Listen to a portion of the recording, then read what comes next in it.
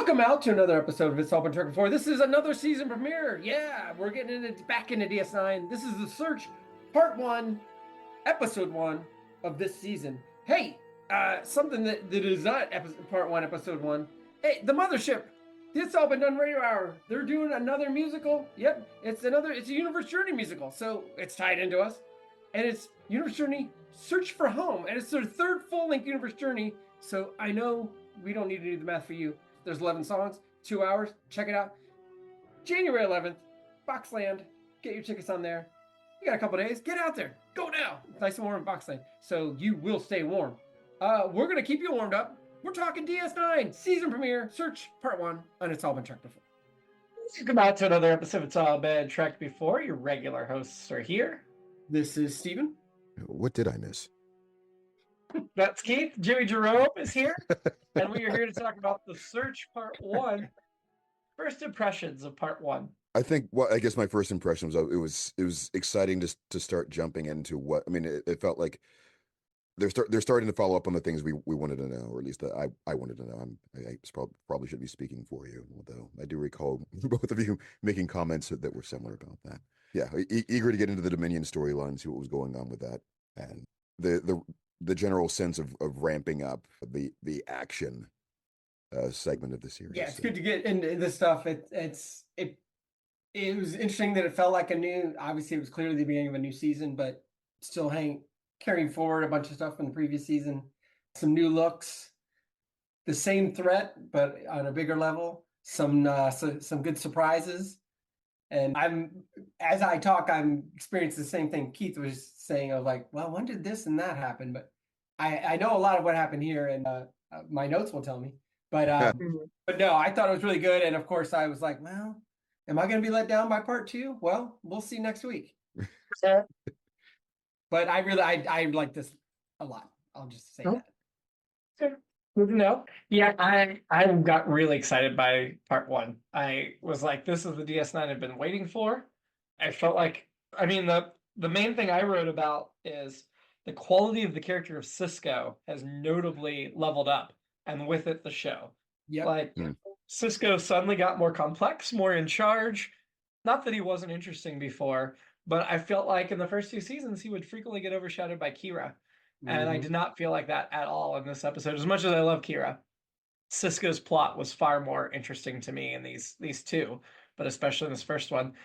And I'm excited to see Cisco arrive, like the Cisco I know and love. Like, there he is, ready. Except the look's still not there. We'll get there on the look. But yeah. Also super excited that the Defiant has arrived. I've been waiting for the Defiant for a long time. Yeah. I mean, I know it's now destroyed after 2 episodes, but these are normal 2 episodes where they have a ship. So I don't think it's a spoiler to say the Defiant will be around for a while, despite how it appears in these 2 episodes.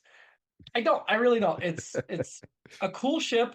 And for those that were complaining that DS9 was too stationary, here's your response. Like, we're going to give you a ship and a Starfleet ship unlike any other Starfleet ship you've ever seen that has some unique features and is small enough that you're not going to want to spend every episode on it. You're going to want to keep getting back off to the station because the ship isn't so big that you want to like explore it and luxuriate there too much.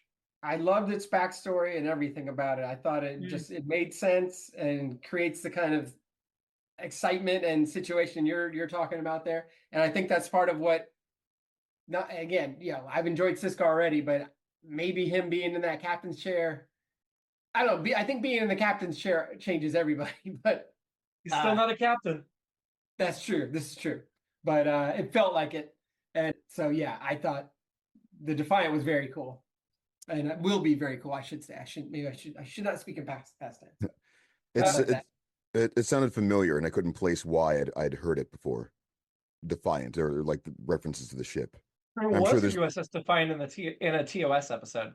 Oh, that could be it. What else? Even you remember when? Oh, God, was it Ultimate Computer? It was the Tholian Web, which has been followed up upon in Star Trek Discovery. Yeah. That I was actually part of it switching dimensions, and it ended up in the mirror universe. But yeah, that's right. So the moment probably passed, but I wanted to point out that it's just, I don't know, it's just a silly little pun. The whole people complaining about a show about a space station being too stationary. Well, this ought to fix it. That's good. I mean, I would say that Defiant's a lot cooler and more robust than a runabout. So I did read the novelization, as I always do when there is a novelization. And I'd forgotten a lot about this episode. When we talked about it, I was like, why did they novelize this 2-part premiere? Was it that interesting? And then I was like, oh, okay, no, this deserves a novelization.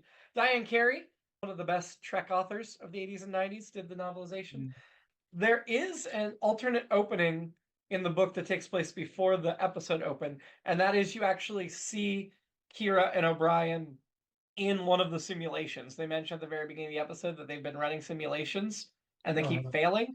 So they're in Quark's in a holosuite, and you see like Bashir die and other crew members die. It was a very Wrath of Khan opening before they came out, and Quark's like, can I have my holosuite back? You're costing me customers. They want to get up there and do, what they do. And they're like, you're going to let us keep using it as much as we want. And that was basically the only thing they had.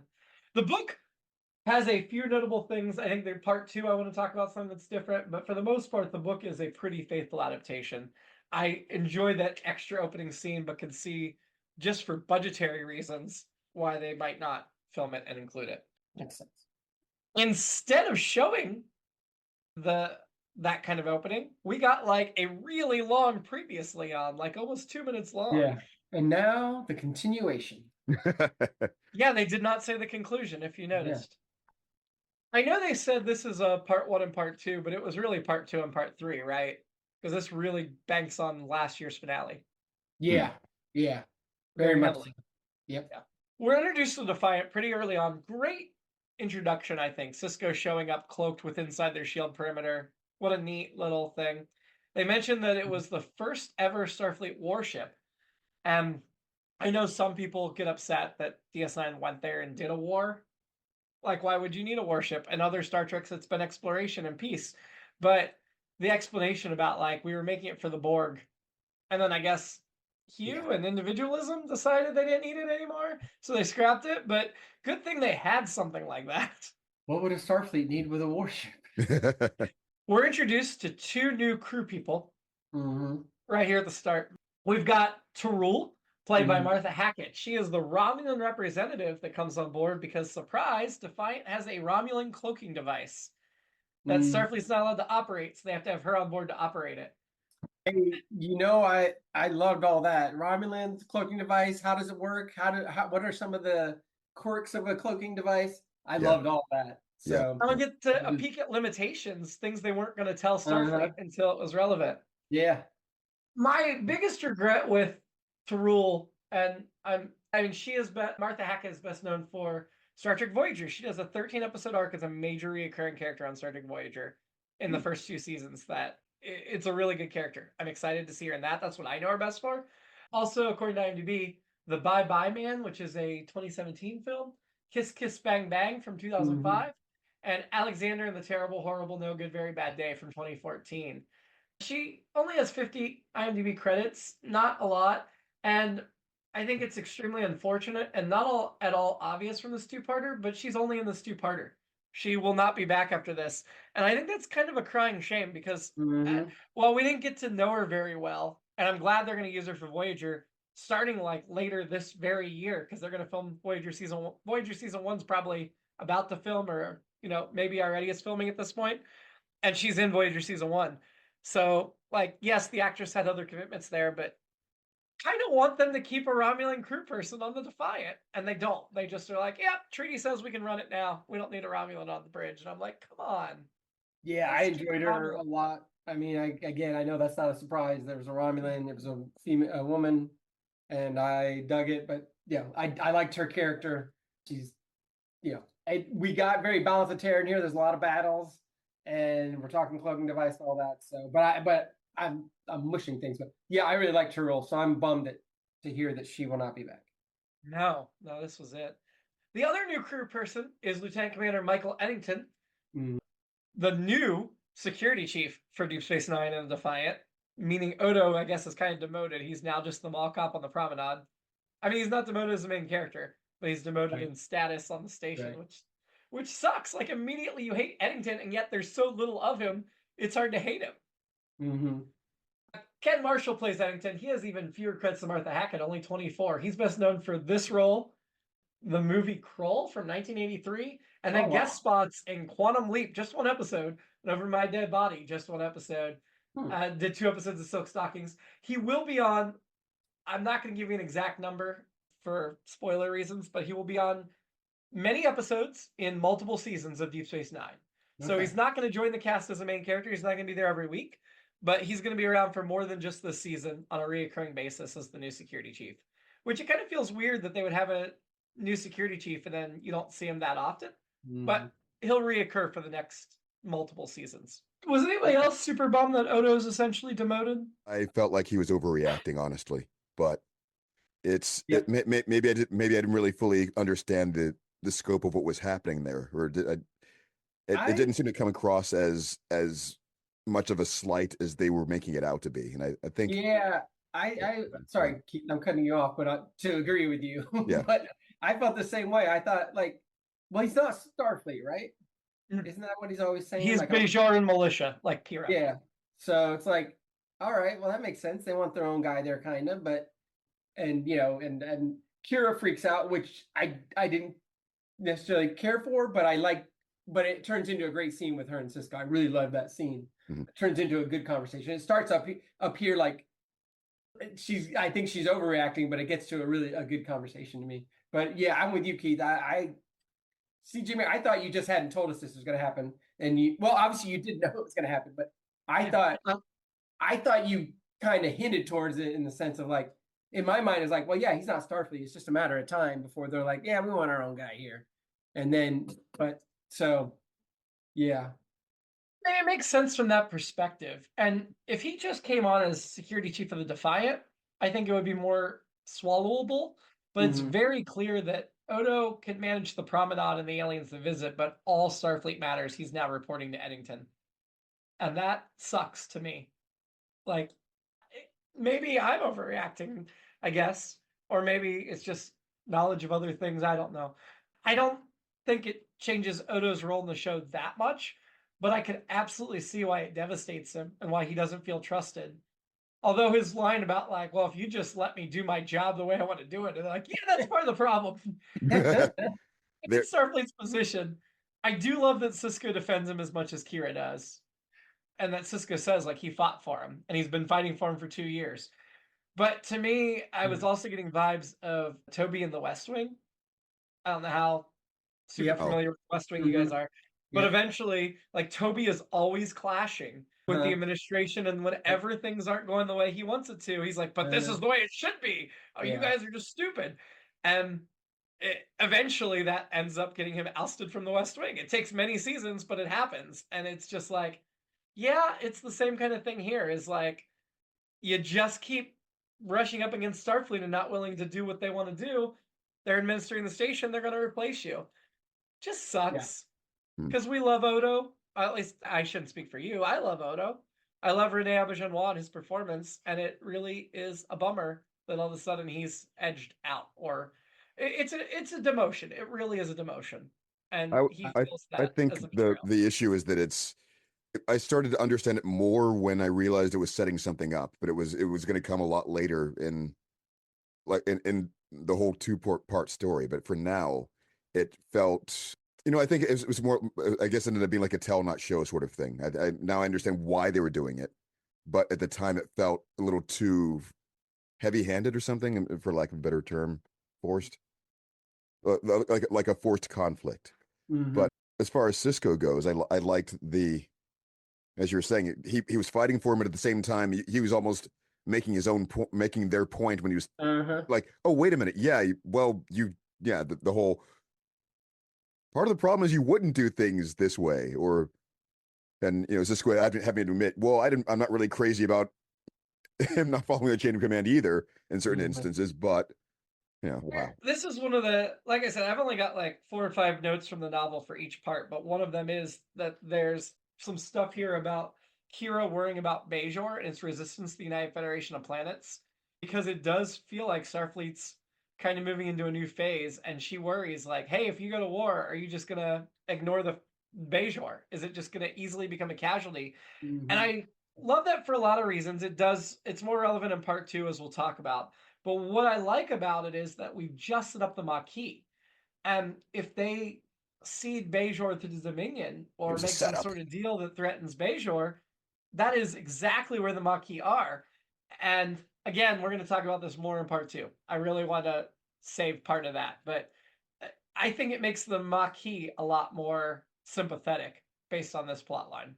So Odo sees the replacement as a racial slight. They don't trust changelingers as species. I think it's a fine distinction and an interesting plot, but also knowing that Rene Auberjonois is a white actor and he's complaining about racism to Avery Brooks, I was a little bit uncomfortable of like, dude, are you like black splaining racism to the captain? A little bit. Well, I it know was it's with aliens and stuff that layer shouldn't be there. That's my present day context. they didn't really use the term until Cisco brought it up. Cisco used the term race Yeah. to describe what was happening, which was I don't know. Well, this does lead back and into what Keith was mentioning and I were talking about earlier. Well, first I like when Michael Odo asked Eddington, "May I ask what your function is here, Commander?" And this is part of his dramatic, and then he goes, and then his whole like, "Commander, I don't require your understanding. My resignation will be logged within the hour." It's like, oh, come on, will you please? Will you stop? Yeah, that. Yeah. We kind of started with this, but they throw in cloaking and collapsing the wormhole and all this stuff. I love them talking about, well, how do we handle this? And essentially the answer is we can't. I mean, we can't stop them, but how do we manage this? Which I think is a fascinating place to start from. And then immediately they set the parameters and probably not just for these 2 episodes, but even beyond that, obviously.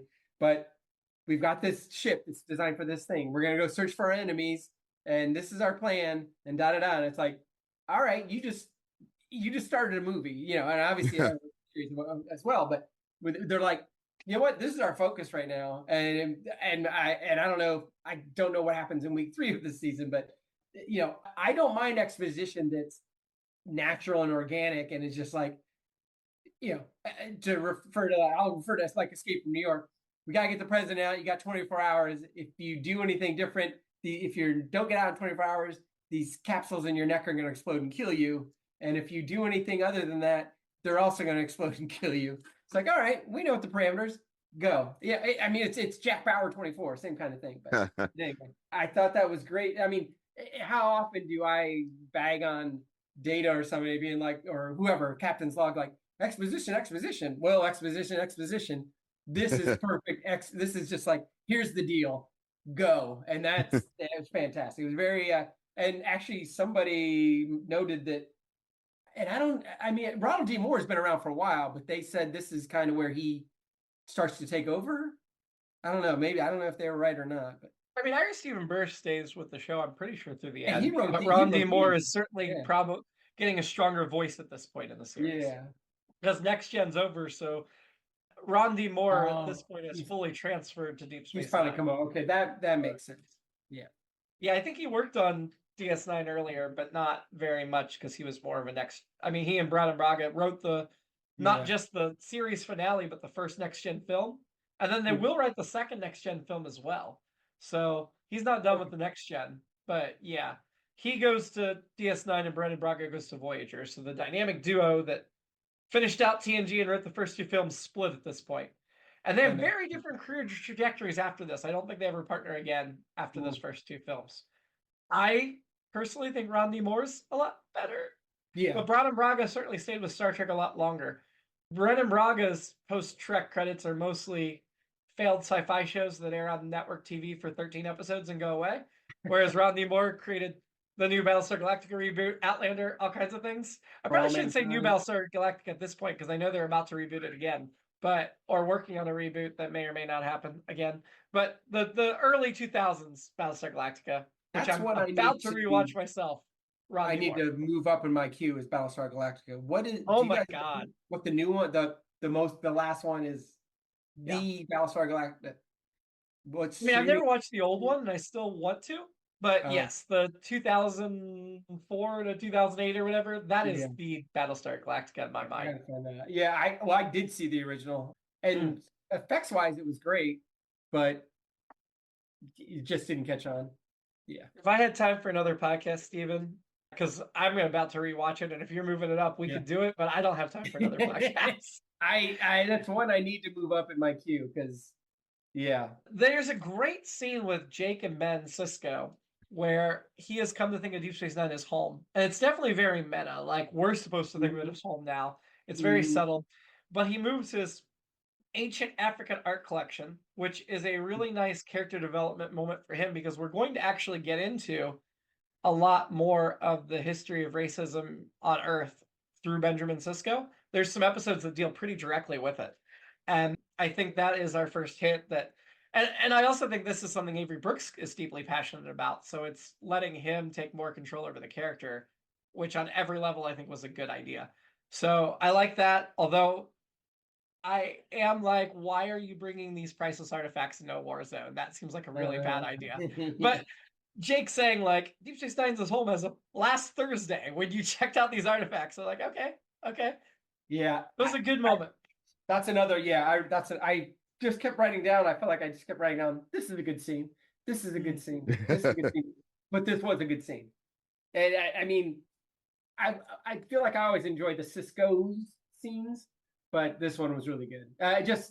Jake growing as a person, as an and tall again now. He shot up between seasons again. Yeah. I mean, at the risk of spoiling rankings, I really love this episode, and I'm going to say right now it's my favorite episode of the season so far. You know what? I was so dumb at first. I was like, "Oh, what? Damn it! I knew. How did I fall for that?" I really thought you were about to say that it's going to stay your favorite for the entire season, no matter what. I thought for a second. I was like, "Nope, that's not where we're going." I honestly don't remember if it stays or not, but I think you guys agree with me. Can we, for the episode rankings, we'll just go ahead and put it number one? I'll tell you something else, though. Just a counterpoint. Worst episode. Yeah. Worst episode as well? Okay. Yeah. Well, you know what? Let's just leave it to Keith to be the tiebreaker. Keith, is it the best or the worst episode of the season so far? I can't decide yet. I have to think about what happened. We'll save that for the rankings. Kira gets Odo a pity job with the Bajoran government to go on this mission as like an ambassador, essentially. I mean, I really like Kira looking out for Odo. I do. I do think it stunts her character a little bit the way it ends up playing out. Unfortunately, like I prefer her when she's being strong and tough and not just pitying the moping changeling in the corner. But I also do like that she cares about him and is using what influence she has to help him. But it is absolutely a pity job. Sisko, on the other hand, coerces Quark in a very Ferengi or Cardassian or something like move, which is extremely unbecoming of a Starfleet commander. But one of the things right now that best defines Sisko's character, and I love to see him exert that pressure. I had a couple issues with that scene.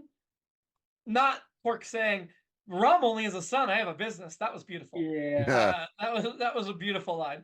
But the fact that the Grand Negus hands over his priceless staff of office makes absolutely no sense. Yep. I assume it's because they had that prop laying around, and to pay Wallace Shawn to do a cameo on a video call would not only slow down the plot, but would be expensive.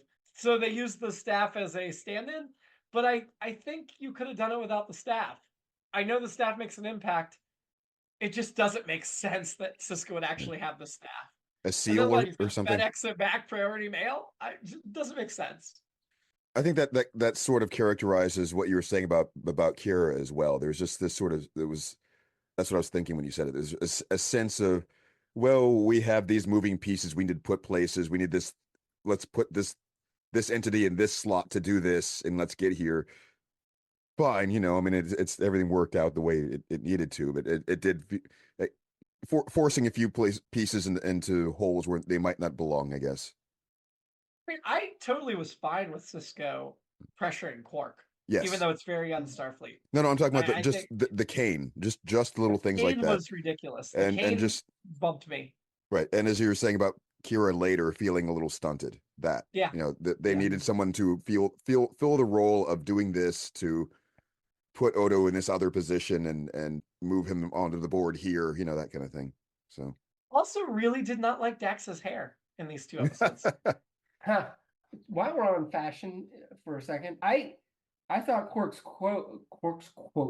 I often talk about Quark's coat.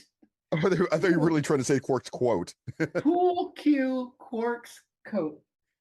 His Partridge Family coat. And I was wondering, because I feel like they're not all the same. They're just variations. And I haven't been able to find anything yet that says, oh, they had 19 of them or they had 2 or whatever. But I did find somebody, I think it was on Reddit, saying, is Quark, oh yeah, it is on Reddit, one of the Star Trek threads. Is Quark the best dressed character in the 24th century? I think yes. I think maybe I just really like what he wears, but this is me. Yeah, I do. I don't even think the Davo girls dress as well as him. So anyway, Well, he dresses them. So that's true. Touche. I like seeing. Of course, he's not going to dress them as well as him. He wouldn't want to distract That's from his true too. That's true too. While we're talking about Kira and the Odo thing, she says, maybe I'm your friend and maybe I want you to see that you are still needed here no matter what some idiot Starfleet admiral might think. And I just wrote, idiot Starfleet admiral, them being an idiot is a feature. It's not a bug. It's a feature. That's extraneous to say idiot Starfleet admiral. Yeah. Yeah.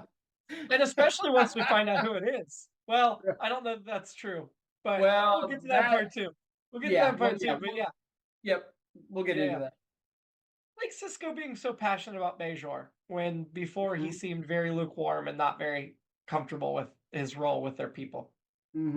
Bashir insults Quark. That's really fun. And then Odo, man, he really lays into Quark when they become roommates. Yeah. Like, I get it. Like, you're taking misplaced anger, right? Like, he cares about Quark and Quark's there. But it's rough. I like seeing them buddy. And even when they conflict, I like seeing it playful. And this was not playful. This was raw and deep and rough. Yeah, I thought so too. And I would rather, my alternate episode is, I want to see these guys in a fun Odd Couple remake. I mean, my alternate episode, Quark and Odo Odd Couple. Yeah, if he loses his office where the bucket stays on the station because Eddington's taking it over, they move his bucket into Quark's quarters and we do the Odd Couple. That was my exact thought. I love it. While we're here on that, so I know the Defiant is a stripped down ship, but do they not have bathrooms? Because Odo's like, can you leave so I can do this? It's like, can you go someplace where would you go to be private? And maybe Odo, since he doesn't drink, he doesn't have to go to the bathroom ever. Maybe he's like, I don't know what those are, but why wouldn't he just 8 hours? Like, look, that's him sleeping. I don't want to sleep in the bathroom. Well, no, that's a good point. I see what you're saying. Right. I just didn't want to see him transform. He doesn't want Quark to see that. He's very private about that, but I still think a bathroom's not the right place for that. I see what you're saying there. Yeah, I see what you're saying. That does make sense. Yeah. For the moment, yeah. But if he's got to be in that state for a while. That's a good point. Odo falls in love with the Nebula. That's what he's doing, right? It's either that or it's a copy of like the episodes where Data goes crazy because this programming's been taken over. Yeah. One or the other. Quark stays behind after the negotiation. That had me thinking, like, is it completely they just forced him to come along so that Armin Shimmerman would have a scene in this episode or 2 scenes in this episode because of contract?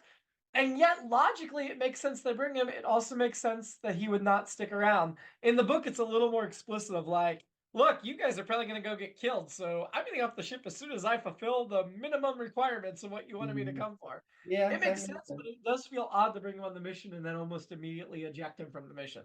Yeah. While we're on Quark, I've probably asked this before, but so Federation folks are like, no, we don't really have money, but Ferengi and some other folks really value Latinum, though, right? Yes. Is that okay? So Starfleet does use credits. The Federation uses credits Okay. when they're dealing with species that still use currency. Gotcha. So the Starfleet okay. does pay to drink in his bar, but in any Starfleet station or back on Earth, they're not paying. It's all okay. Gotcha. But Starfleet gives them an allowance when they interact with cultures that have money. Gotcha. We see Sisko in his Defiant quarters, and he's got like a bunk bed birch, which shows that even they mentioned that this ship is very bare basics. It's overpowered, overgunned, and light on everything else. Even the captain's quarters, the captain's sleeping in a bunk bed. That's how sparse these are. And I thought that was very notable. That you'd think if anybody had like a full bed, it would be the captain, but not even Sisko. And I'm sure that's part of just reuse. They had to build new sets of Defiant, so you've only got limited space, and then they can reuse everybody the same set of quarters. Although Next Gen reused everybody the same set of quarters, they just rearranged things. But still, I think it makes a lot of sense to just be like, yep, not even the captain gets like a real bed. The O'Brien Dax stuff, man, that was like too fast and too easy the way they got into the systems and figured things out. I was the whole time like, okay, where's the other shoe gonna drop? Well, doesn't one of them? I think one of them even says this was too easy. Yeah, I think O'Brien says it, which makes sense because I was feeling the exact same thing. Like it's in the book, we do get a really cool sequence where they're like several scenes actually where they're running through the corridors of the station and hiding in the walls and attacking Jem'Hadar to try to get them to talk. I know none of that's in the episode. Again, additional sets, additional makeup, additional guest actors, but we actually get to see them fighting against Jem'Hadar throughout the part of the novelization that's the first half. We never see how it ends up, and then when we go to the second half, you'll see when they reappear. That's the same as what's on screen, but there's some cool action scenes with the two of them in the book. Yeah, Dax says that was fast, and O'Brien says, yes, it was. A bit too fast, if you ask me. Yep. I like, and I'm going back a little bit, but I like the Jadzia Sisko scene. I think when they're in the, right before they go to sleep or, bid each other good night. I thought that was another one. I was like, good scene. There was some good not exploration necessarily. I don't think it really deepened anything we understood, but just a good reminder of what their relationship is in this episode. I think. While we're here, who's in charge back at the station?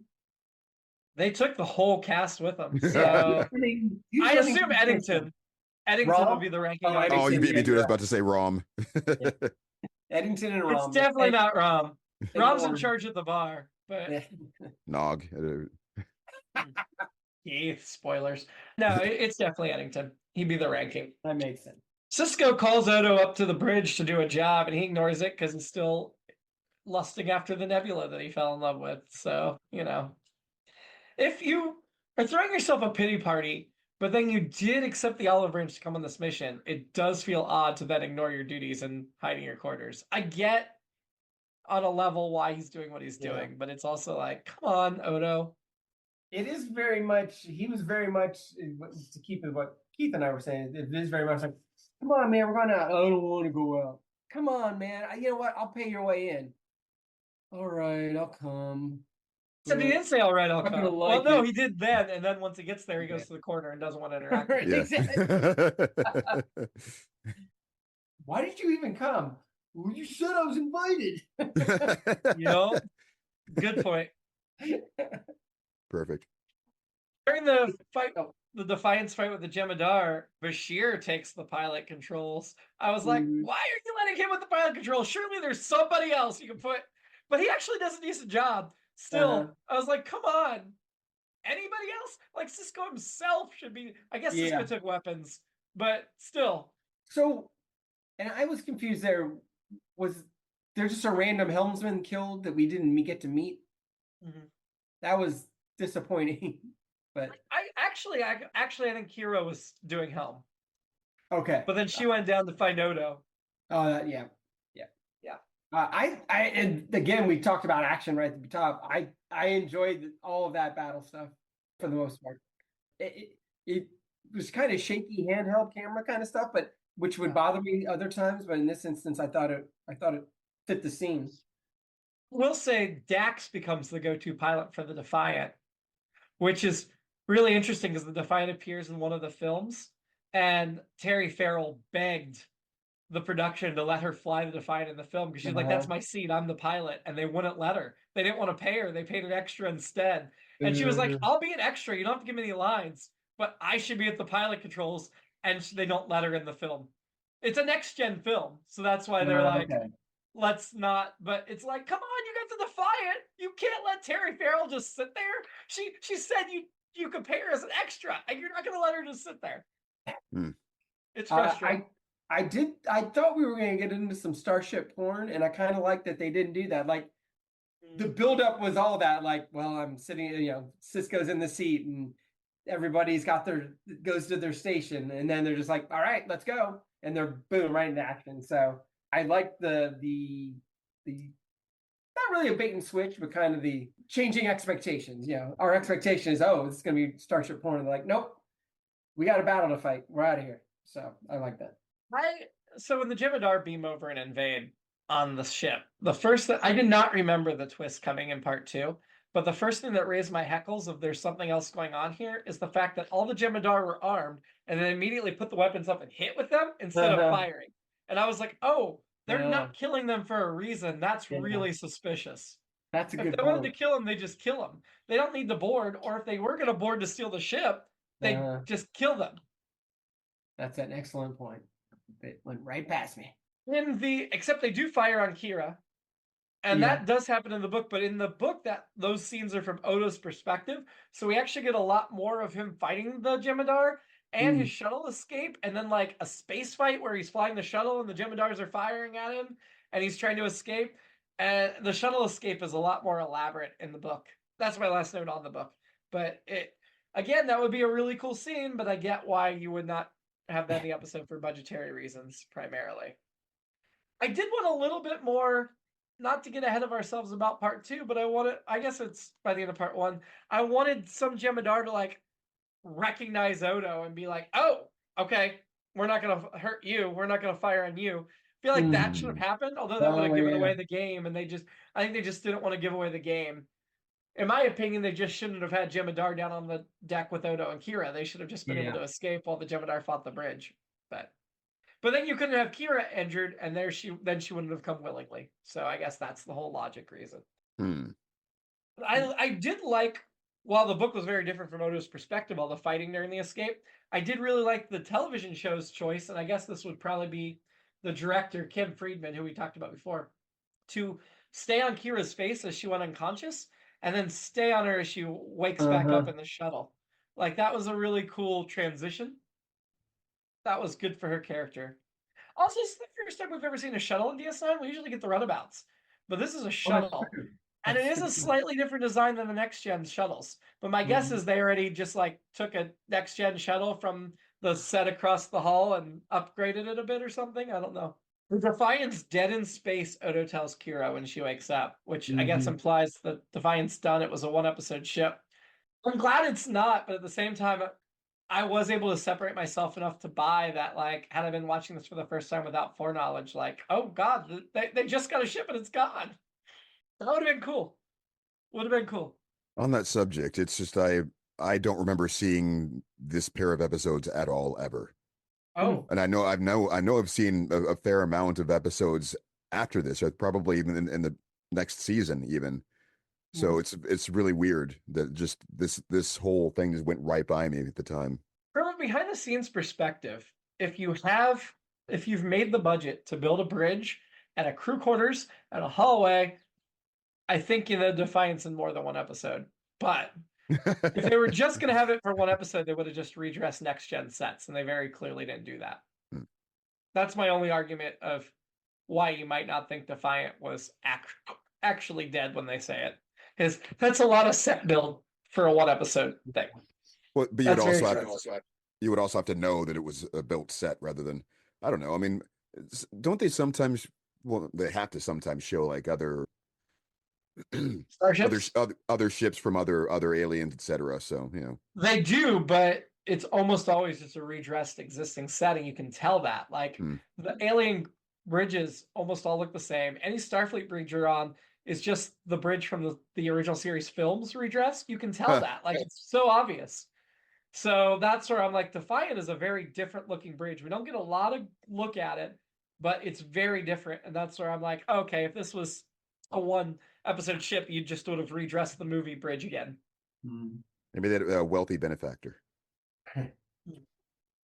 I liked the Odo Kira exchange on the shuttle about, she's like, you went this way? And he's like, well, you didn't object at the time. And she was like, I was unconscious, which does spark a little bit of uncomfortable date rape reference, but yeah. but also it's fun in context. You mentioned Jimmy a couple of times, I think, about how Odo being in love with the constellation. Do you think he's got like, I know it's not Pon farr exactly, but is it like a literal biological thing drawing him there, or he's just like, I know it is? It definitely is a genetic thing that's drawing in there. They explore this further in part 2 a little bit, but it's definitely biological imperative they've programmed into him. Okay. So it's very much like Data when Data was brainwashed and like took the Enterprise, stole the Enterprise, and went to Soong's planet. It's very similar to that for me. Couple things. Spock is very dramatic in Amok Time, obviously, as we recall. Sure. Who wastes an entire bowl of tomic soup? I still think Spock had more agency than Data in the mentioned episode or Odo in this. I agree. Yeah, Pon farr kept popping into my head. Yeah. For his seeming just which head? Yeah, for his seeming lack of like his seeming insanity suddenly, and also in part 2 they literally say that it's genetically programmed into him. Yeah, they do. And thank you for not letting me derail you, Keith, because that was a bad joke. That was the right decision to just ignore it and say, oh yeah, and keep moving. The planet Odo goes to is a Class M rogue planet. I mean, it doesn't orbit a sun. It still seems too, I know it looks dark, like it's nighttime, but it still seems too bright for having not been near a sun. I've never heard of that before. A rogue planet? Yeah. It is an actual, at least theorized thing. I don't know if NASA's ever actually found one, but they've certainly theorized that they might exist. A planet that's not trapped by a star's gravity. So it should not be able to sustain life at all. Right. And that's very suspicious. Yeah. So would it just drift? Yeah. It would just be like a comet or a meteor that kind of drifts through the void. It may eventually enter another solar system and could, I guess, get trapped by that planet's or sun's gravity. But yeah, there's no way it should be Class M or able to sustain life. But a rogue planet itself is theoretically possible. I mean, chunks of space debris happen in the birth of the universe and the formation of stars and things. So I get that. I just think all their heckles should be raised by the fact that they can beam down on this without spacesuits. So this I can tell that this the closer we get to the end of this episode is when I probably fell asleep or tuned out or something because of it. That's I didn't realize little details that I missed like that. That might have bothered me, but we know that part 2 starts to explain some of those things. But now I'm curious about like which things, did everything line up? Was everything explained? I don't know. I guess they do not explain how this planet had an atmosphere that they could breathe and was warm enough for them to survive on. That was never explained. I assume it's something to do with changeling technology we didn't explore, but they don't explain that. The changelings, which are no connection, as far as we know, to like Marta and Star Trek 6 or any other shapeshifter we've seen before, are finally revealed. Odo's people, we finally get to see them. I remember the first 2 seasons, they made a huge deal. Like even his action figure was like, Odo doesn't know where he's from on the back of the box. Or what he is. So this was a huge deal to reveal the changelings. I did think it was a little bit of missed opportunity because the female shapeshifter, the main one that interacts more in part 2 than part 1. But for the rest of the series, this will be the main changeling we interact with, is played by Salome Jens. She does a ton of episodes of DS9. She's best known for Cats and Dogs Green Lantern, the 2011 movie, the movie Seconds from 1966, and her long-running, reoccurring role in Deep Space Nine as the female shapeshifter. They never give her a name. She's female shapeshifter from here to the end. And I will say more than half of her guest appearances are in the final season of Deep Space Nine. So she'll be in the next few seasons, but she'll be real heavy at the end. She also played one of the progenitors in The Chase. Broad progenitor, yes. Yeah. And that's what I was going to say. I feel like that is a real missed opportunity. Connect the two. Connect the 2 dots. Because she looks a little bit similar. Yep. And I thought it when I saw her. And then I was like, oh, of course. Well, we just saw her get in Discovery. in archive footage. Because she's like 90 in real life. So I was a little disappointed they didn't bring her back for Discovery, but she is 90. Yeah. So she's still alive, but I can see why she did not want to come back for that. She's just 90 years old. They had better have at least asked. They better have reached out. I'm assuming they did, and she declined. But sorry, Keith, you were going to ask a question about her. Yeah, what does a shapeshifter need with a name? You're not wrong there. The changelings don't have names. Odo's unique in that respect. I don't think we ever get another member of his race with a name. We're all just part of the Great Link. I was going to ask you some other things, but I think it has something to do with something spoilery that I don't want to know yet. Okay. So, go ahead, Jim. Say the ending of this episode is her saying "Welcome home," which I think is a really good, impactful 2-word sentence to end on. Yeah. But I love Salome Jens in this role. I just wish they hadn't had her play that episode in The Chase or made her look very different. Because otherwise, you're like, maybe the changelings were the progenitors. Maybe they seeded the galaxy. That would make a lot of sense in a lot of ways, but not really, I guess, because they don't do forms. But still. Maybe the Picard movie will solve all that. It won't, but that would be great. I hope it happens. You've already seen it? In the episode about... I've seen it all. Hooray. It was 10 minutes ago. I was like, oh yeah, this is just part 1. But I didn't feel like, because I feel like in some of the other part 1 of 2s, it's been like, and I'm going with TNG especially, like, okay, we need to kind of spin our wheels here because we got next week.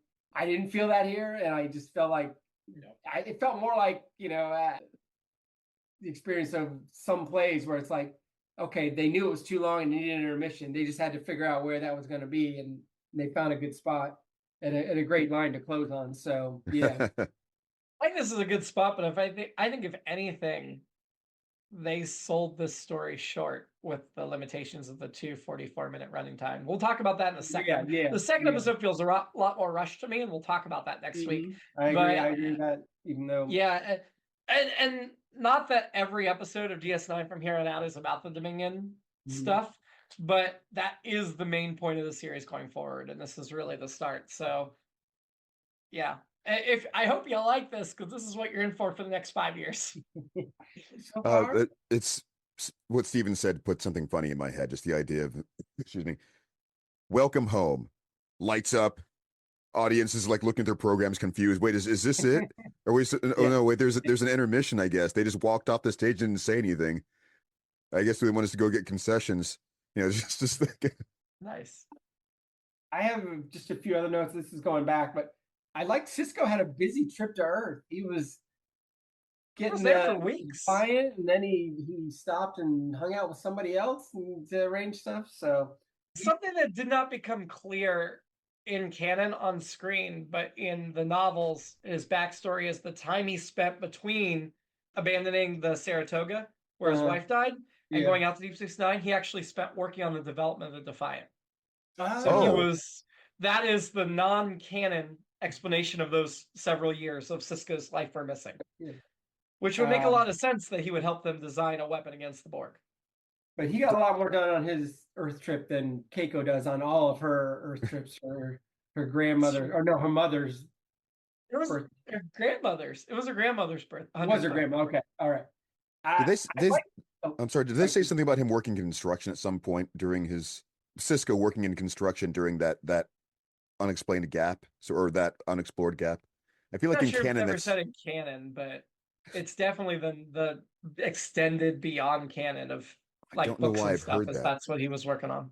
Yeah, it was a gap year between high school and Starfleet. It was several years, but it was after he was already in Starfleet. It was the several years where they extended the station. Gotcha. Letting him recover from his wife's death. We didn't talk about him, I don't think, that much, but I called him the prissy alien, Ornithar. I thought he was fun. He was in and out and did his thing and seemed like a fun, jerky kind of villain. That was John Fleck, best known for Waterworld, Naked Gun 2.5, Velvet Buzzsaw, and Falling Down. He has 141 credits. He was recently in 3 episodes of The Orville. Yeah, and he was also in the Heart Attack episode of Seinfeld. He plays That's an episode where George thinks he's having a heart attack. He's in the ambulance on the way to the hospital, and the two EMTs start arguing over the best way to get there. And so they get in a fight while the guy's driving, which I think is Fleck. And so then another ambulance, I think, has to come and get George. So he'll actually be in 3 separate episodes of DS9. He was actually Cardassian in last year's season premiere, season 2. He was Ornthar in this episode, and he'll be a totally different episode in season 7 of DS9. He's going to do a 1-episode guest spot on Voyager, and he'll do 7 episodes on Star Trek Enterprise as the same character, as a reoccurring role. My last note, and maybe this is a should have been a giveaway. I'm going to do one next gen. Sorry. I thought the Jem'Hadar spacecraft, the little ships, the sets of 3 that were chasing them, looked very much like Galaga ships. If you play Galaga, there's a time where there's 3 ships that fan out to come after you. They're 3 yellow ships, and it reminded me very much. Their design looked like other Galaga ships, but the way the 3 of them would fan out together reminded me of these specific yellow ships. And I don't think it's in a challenging stage. I think it's just every once in a while they show up. It is in later stages, I think. Not that I ever got that far in the stages, so it's 6 or 7 or one of those. But anyway. They say they look like ticks, which I think they kind of do. Yeah, and those are all the notes I have. Good episode. This episode was story by Ira Stephen Bear and Robert Hewitt Wolf, who were like 2 of the main guys in DS9. Teleplay by Ron D. Moore. So, yeah, definitely extending into that. Let's get to the rankings then. Keith, have you decided, is it the best or the worst episode of the season so far? I think I'd have to put it in the middle. Okay, that's where we're going to leave it then. Who is your shady character of the week? I mentioned it at the end there, Ornithar. Maybe I say shady in a good way. I enjoyed him very much. What was he doing? Right? I don't remember. Wasn't he the traitor Quark? Oh, yep. Okay. He's the one that was able to tip them off as to where those communications were going. I definitely had the changelings as my shadiness because they clearly set this up, and I know we won't find out some things till part 2, but even having forgotten part 2, I really still went with them because this feels like a setup. I really wish I didn't know that the Dominion had anything to do with the changelings. I was still pretty confused even all the way through part 2 until right up to the end. I was like, oh, I knew it had to be coming, but I didn't understand how it was. Well, that's it. Of course, we will get there, as we keep saying.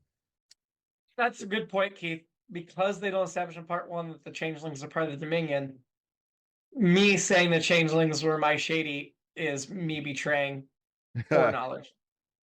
Betraying the Dominion. Otherwise, I would have said the Jem'Hadar. Like, what the heck are they doing? They're clearly setting something up. So you're right. Keith, shady. Ooh, yeah, they're right. They say that the posh alien or who was it? Yeah, Ornithar. Yeah. The traitor. Okay, yes. I didn't really find him shady. Anyway, who was your annoyance? Mine was Odo. Yeah, just hands down, just overreacting the entire time, and the whole. I don't think he was overreacting. I still found it annoying. Yeah. The like refusing to like do his job and becoming in love with Nebula, which I guess was a biological imperative, and he wasn't in control of it, but it still rubbed me the wrong way. So Odo across the board. Who are we having a drink with? To Rule, which I just realized what her name says. To Rule. Oh wow! I'm having a drink with her, of course. Yeah, I'm going Cisco because this was the first episode where I recognized him as my favorite captain. So I was like, "Yep, I'm right there." Maybe Kira to give her something better to do during this episode. She does need something better to do during this episode. I'll give you that. It's the week. The Search Part 2. I bet you didn't see that coming. Odo has found his home and is introduced. Meanwhile, Cisco finds out peace talks between the Dominion and the Federation have already started. Until then, live long. To be continued and prosper.